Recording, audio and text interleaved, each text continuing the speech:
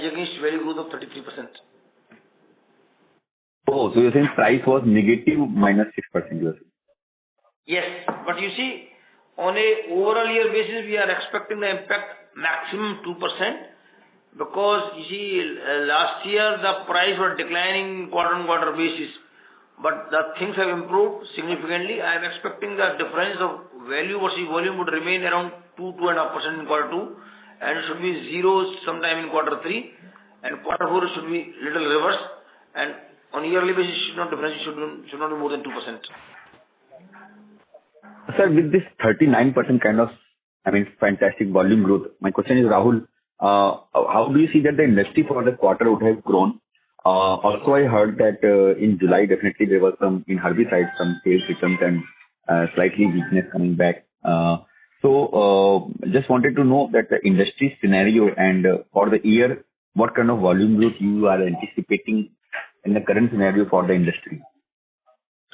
Well, we are just breathing out of the end of the quarter, so it's difficult to give some industry estimates. However, my best estimate is that probably half of what we have grown would be the volume growth of the industry.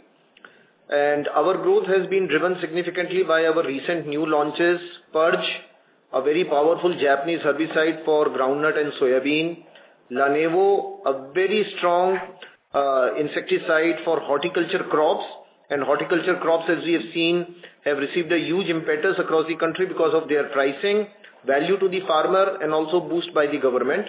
And our launch of Mycore Super, which is a biological product and a soil quality enhancer, that is also offered for specialty crops, horticulture crops, sugarcane, and pulses. So these three offerings have really given us a big boost, and our couple of years back started export and domestic trade business has also given us additional boost. So I think what our team has achieved is a good achievement for the first quarter, and the industry growth would be somewhere about half of that.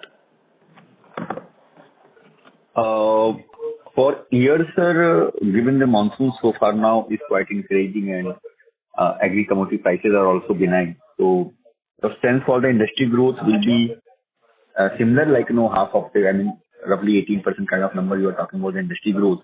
What will be your growth estimate for the industry for the year? I wish, but not that I can forecast for the industry right now. What I would say is that at Dhanuka, we are looking at a healthy double-digit growth, what we, kind of estimated in the previous call. We are sticking to that estimate. We are looking at close to 18% plus growth for ourselves on the overall financial year basis. Okay. So my second question is on the raw material prices. We have seen that the prices have now stabilized or have actually started going up in some pockets in agrochemicals intermediates coming from China or even domestically. Dhanuka, my question was that how is the availability? What we have understood that some of the intermediates was not coming from China and domestic prices have gone up. So just agrochemicals intermediate or technical availability, how it is right now and how is the pricing scenario? You see, the prices have now reducing in most of the molecules. There can be exceptions because there are so many pesticides available in the market. There are registration of more than 250 products in India. So this is going to happen every time that out of 250 molecules, 10 products prices may reduce and 20 products prices can increase. So now the prices are more or less stable, or in some of the molecules like cartap hydrochloride, there is heavy jump. Mancozeb, there is jump. 2,4-D, there is jump. So some of the products prices are increasing. So overall, it's a mixed bag. Some products it is reducing, some are stable, and some are increasing. Availability from China is not a question mark. Availability is abundant because Chinese companies have increased their capacity manifold, and but unfortunately because of non-availability of vessels and the containers, the cost of freight has increased drastically, and because of non-availability, basically, there is a challenge and a gap in supply and demand in India, because the supplies are delayed. The containers which were coming in 15 days time, it is taking minimum 1 month time in getting the supplies. So that's why that gap is there in demand and supply in this situation. Okay. Sir, in terms of the non-availability, you mentioned that definitely the freight cost has gone up. So how is the scenario now? Is it still the same, or it has started improving? Because we understand that the Red Sea crisis is still going on, and container availability still remains a challenge. So, and the rising, freight cost challenges are, when the cost is going up, are you able to pass it on to the end customer and farmers in terms of pricing? Yes. So, sir, the shipment cost, which had gone almost 3 to 4 times, has now come down to almost like 2 times of what it was at the beginning of this calendar year. So definitely the availability has improved for the containers and the freights have gone down.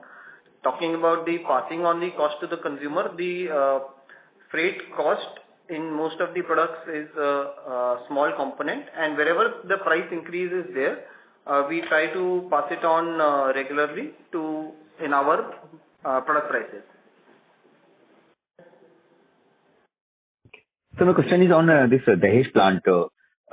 We have initially thought about making some generic products here, pyrethroids and all. So just wanted to understand that how is that product portfolio ramping up, and in the current scenario, have you identified or have you finalized some more products in generic categories, or still the utilization level in Dahej still remains lower, and we are still only contemplating the CRAMS kind of opportunities only? So, Ronji, we are contemplating both. We are continue to explore CRAMS and contract manufacturing opportunities. At the same time, we are also ramping up our number of products in the existing plant, generic products. So we have already identified, shortlisted and developed the products, and soon in this financial year, by the end of this financial year, we'll have one more product from Dahej. Okay, sir. That's it from my side, sir. Thank you very much. Thank you. Before we take the next question, we would like to remind participants that you may press star and 1 to ask a question. The next question is from the line of Darshita Shah. Please go ahead. Yeah, thank you. My first question was regarding the gross margin expansion. How much of the gross margin expansion would be due to better product mix, and how much of it because of the low RM price benefit?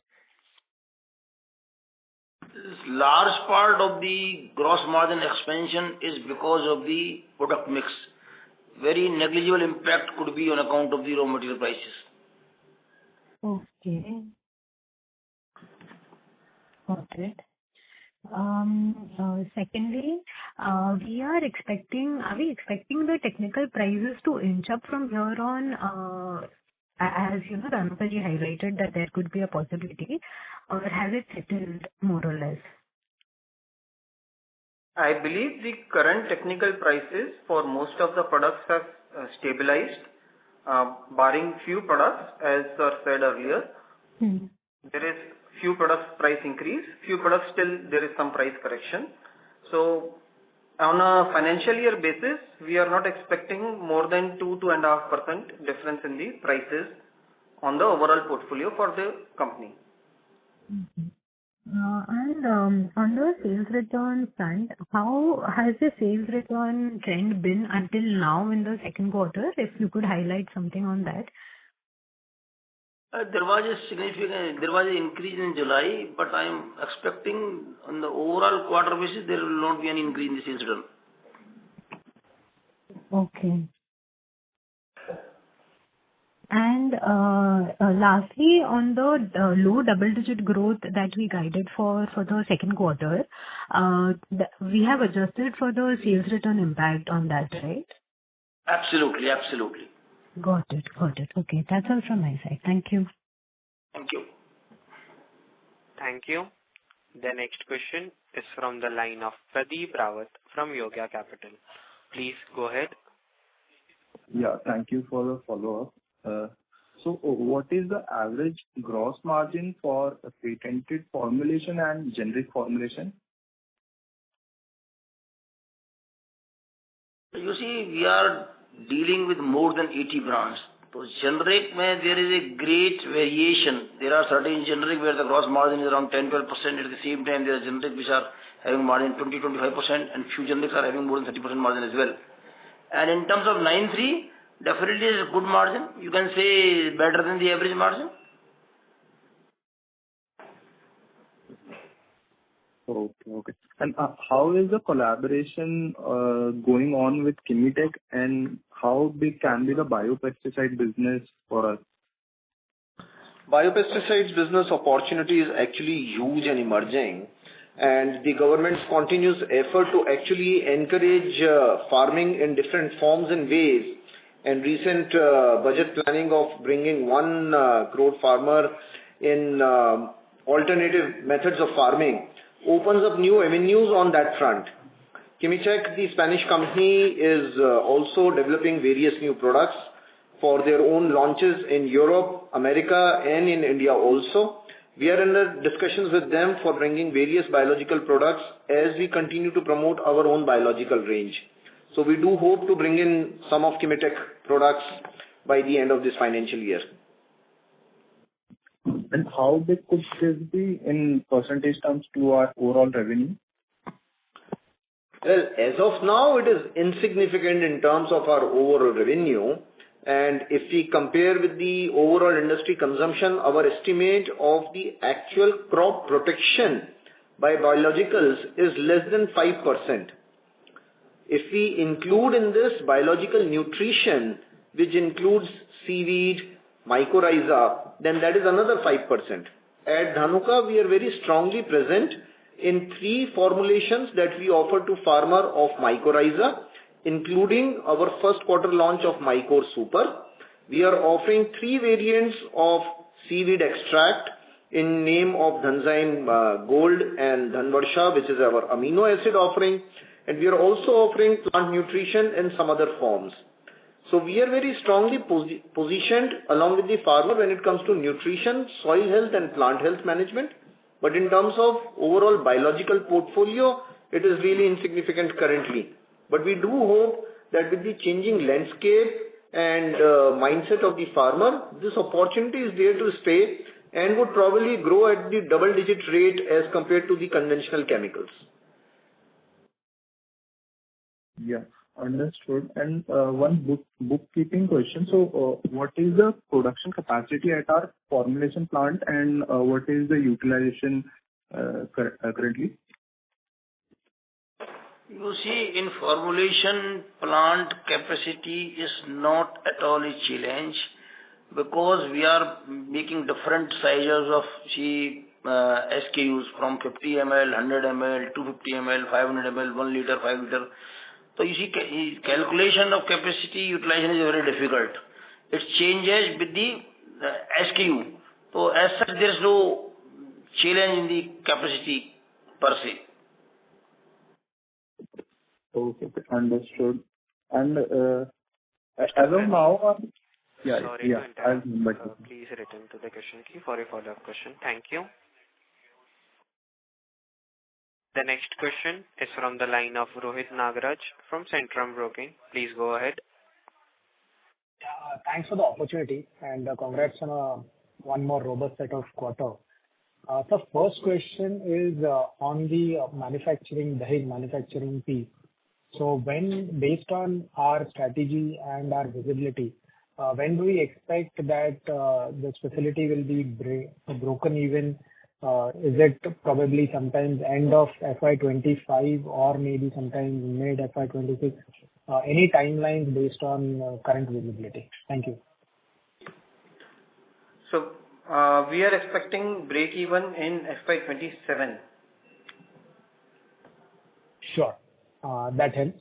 And the second question, in terms of the targeted markets for the molecules from Dahej, which and all are geographies where we are currently targeting?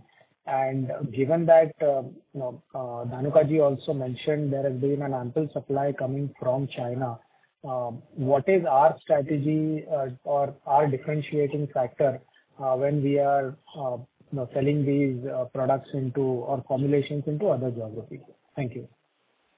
So I got the first part of your question, which I'll address, is the products that we are manufacturing in Dahej. So we are targeting markets initially where the registration has to be taken by the domestic distributor. But now we have already started working on registrations in US, where we are connecting with various customers to reach our products in the US market. Brazilian registrations are taking time. We have initiated those as well, but it will take a longer gestation period. Could you repeat your second part of the question? Yeah. So there have been, aggressive supplies which are coming from China. So what would be our, maybe a selling point in terms of approaching those newer geographies where probably China is currently supplying similar set of molecules? So China definitely has a significant cost advantage in most of the products because of the scale at which they operate. To replace China as a source in most countries in the short term is definitely not visualized. But yes, we are working as developing Dhanuka as an alternate source for some of the molecules where China is present. China is present with its products all across the world. We are trying to target both some of the African, Middle East markets as well as the American markets where we are trying to position our products favorably with the customers. Sure, sir. Thanks for answering all the questions and all the best. Thank you. Thank you. The next question is from the line of S. Ramesh from Nirmal Bang Equities. Please go ahead. Thank you and good evening, Dhanuka ji. So when you talk about the contribution of the new products launched, if you were to exclude the new products, what would be the volume growth and the top line growth for this quarter? And how do you see the growth for the existing portfolio if you were to exclude the new products for the rest of the year? If we exclude the new product, there would be impact around 7-8%. So you are saying the volume growth will be 30% this quarter? Yeah. And what is the outlook you see for the existing portfolio for the rest of the year in terms of top line growth? Around 15%. So you will get 15% plus the growth in the new products. That's the way to understand, yes, right? That's right. And what is your plan for further new product launches this year for the next 9 months? You see, one is the Miyako. We are going to launch in the Q2 and Dinkar in Q3. And one more 9(4) product in Q3. So the second one you mentioned is a 9(3) product or? 9(3) in Q3, Dinkar. Dinkar would be 9(3). Okay. And the third one is 9(4). Okay. Thank you very much and wish you all the best. Yeah. Thank you. The next question is from the line of Bhavya Gandhi from Dalal & Broacha Stock Broking. Thank you. Please go ahead. Thank you for the opportunity. So with respect to our MNC products, just wanted to understand, are we the sole supplier or are there any other third-party distributors or those companies also, formulators also supplying in the domestic market? So we are partnering with Japanese, American and European companies. Most of the American and European companies have direct distribution in India. So the molecules that we are distributing are co-distributed along with the principal companies, and there is no exclusivity agreement with most of these companies. However, with the Japanese companies, when we introduce the product for the first time in India, we have an exclusivity period which sometimes gets extended also as we continue to invest in the product and grow the volumes. So it is different for the Japanese companies where we enjoy exclusivity for a period of time, and with the American and European companies, normally there is no exclusivity. So what would be the period for this exclusivity? Is it like 2, 3 years, 10 years, or if you can give some light on that as well? Initially, it starts from 3 to 5 years. Okay. And how much would be the total revenue contribution from patented products that we co-market? Okay. See, sometimes this patenting thing can be over-imposing. Yet, what happens is that many of our products, while we sell, are not all of them patented. Yet, the Indian regulatory system does allow some safeguards in terms of a new source registration taking as much time of 5 to 6 years. So, while our patented products will be few in the list, yet by virtue of the regulatory system itself, we get adequate protection for few years. 2, in the meanwhile, when we are able to develop the brand equity for these new introductions, farmer is more akin to use this tried and trusted brand from the house of Dhanuka more committedly rather than changing it for his precious crop. Okay. I mean, if we were to put the specialty basket, I mean the protected ones as well as the patented ones, what would be the total revenue contribution put together? Not the specialty part. Not the specialty part. I mean the one where you can the other players will have to delay their registrations, and one where we have got some sort of patented molecules. So if you were to put that in one basket, what would be the total revenue contribution? Regulatory and patented put together. So something close to 500 crores. Okay, got it. And just one last thing, if I can squeeze in, and do we earn, what sort of trade margins do we earn when it comes to MNC products? Because, I mean, if the MC is selling it directly, are we going to earn better trade margins because of the distribution that we have? Or are our price not that competitive when it comes to pricing? Yeah. We just addressed this point like few minutes back in terms of, many MNC products that we handle have over a period become generic or have become over competitive in face of various other competition. So as such, just being a MNC product probably is not a guarantee, but is a differentiator for sure for the customer. The margin ranges from 10, 12% to 15% to 30% in various MNC products, whereas some of our 9(3) products would have margins way above 30% to 40, 50% also. Got it. Fair enough. And just one last thing, if I am allowed to. Because of the Dahej plant, I mean, our moat lies in the distribution and branded formulations, whereas, manufacturing is a tough business. There are already many players. I mean, you already addressed it, but is it a right strategy in terms of capital allocation? Well, selling branded products is a easy business, is probably not my cup of tea to say. Well, we have been able to do a reasonable job with our brand business is for sure. At the same time, you will see various other chemical plants doing a good job in the country. So each of these businesses required a lot of commitment, investment of money and time. We are here for a long haul and long run. We would really like to take advantage of the political economic scenario of India plus one, the consumption opportunity in the country, the consumption opportunity globally from the Indian chemical manufacturing landscape. So we are here to stay and take advantage of all these opportunities. Perfect. Yeah. Thank you so much. That's it from my end. Thank you. Thank you. The last question is from the line of Archit Joshi from B&K Securities. Please go ahead. Hi, sir. Thanks for the opportunity. I am sorry if I'm being repetitive. I missed the first part, wherein you had mentioned about 50% of our sales coming in from herbicide products. Sir, was there anything different during the quarter that we were able to sell more herbicides? And I recall this from what we had experienced during COVID.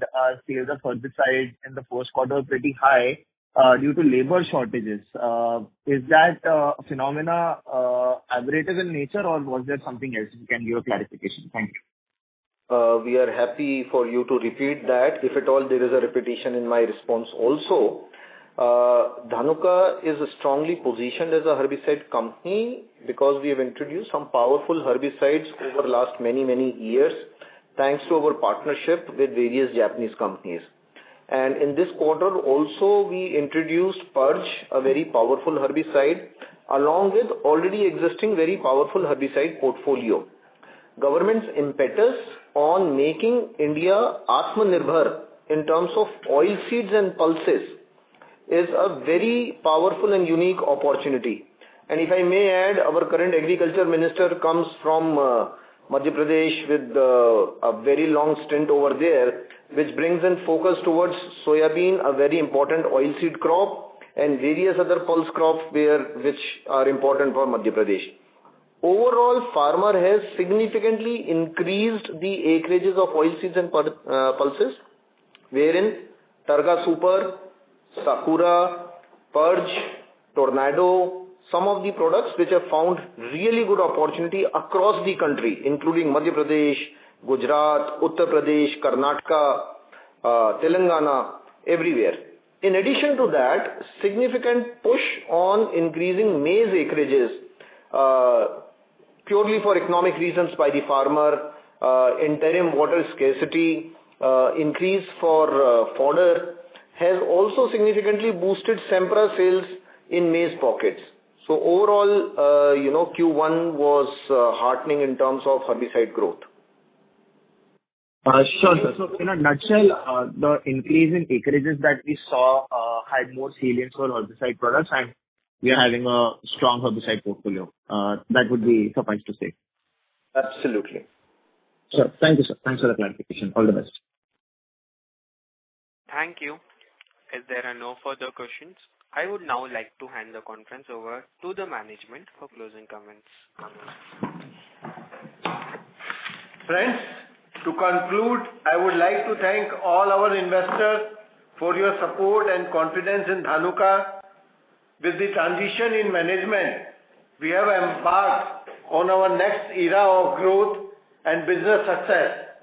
We continue to demonstrate our ability to overcome challenges and emerge stronger despite uncertain business environment. I reassure our stakeholders that we are committed to the task of transforming India through agriculture and will play an integral role in rewriting the future of a better and new India. Wishing you all health and safety. Thank you very much. Thank you very much, sir. On behalf of Antique Stock Broking, that concludes this conference. Thank you for joining us, and you may now disconnect your lines.